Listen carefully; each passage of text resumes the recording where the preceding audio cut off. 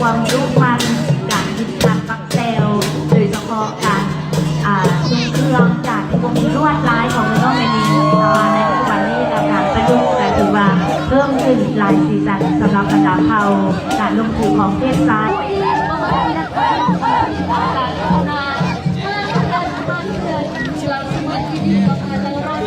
การเชื่อมความดีการรับการรับการประดับประดาเครื่องลงข้อมือเป็นในลักษณะแบบดั้งเดิมก็เป็นพอแล้วสุดเทาหรือว่าจะเอาแบบนี้ในการจะเอาไปด้วย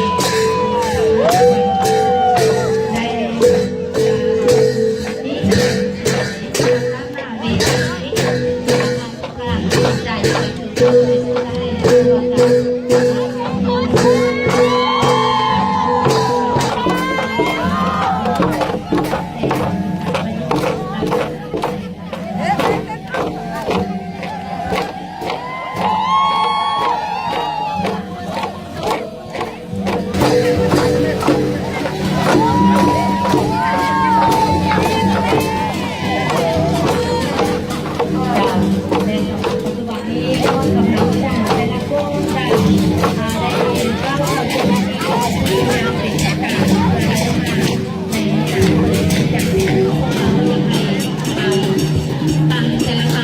ติดเท่าไหร่ก็ยิ่งเป็นการ